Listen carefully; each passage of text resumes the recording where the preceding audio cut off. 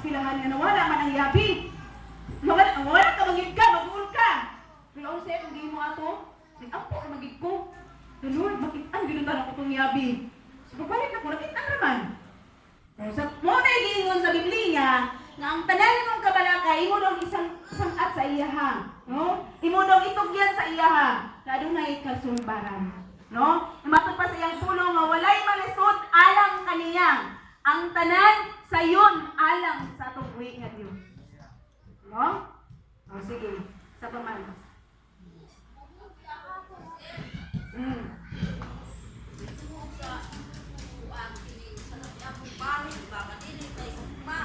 Ha?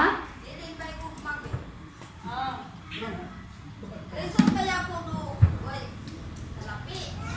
Balik, pero ayaw yun si Kukmaan. Kaya gano'n man, ang tao mo may kumpog sa lapi, hindi may kumpog sa Diyos, sa tao. Okay, usay, hindi nagpapagagad sa tao, hindi.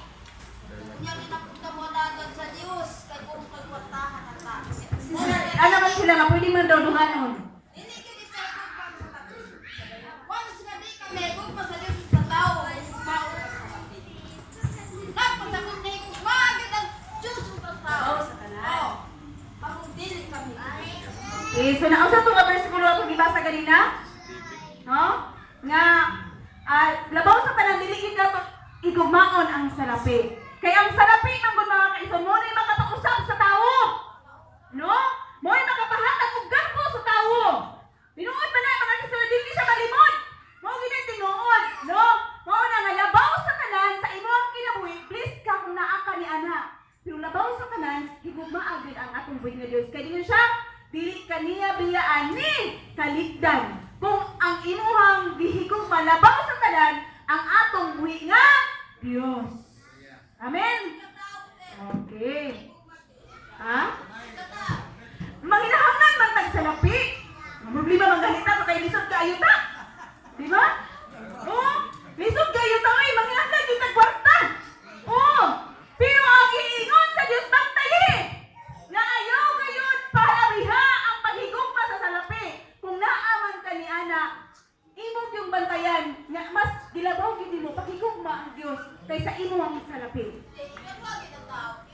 Oh. Ha? Pero sister, tagaan ka diya binilyon ron ba? Ha? So, ang ato lang yun, bantayan gid nato. Mo na bantayanan. Amon na ito nga verse dong.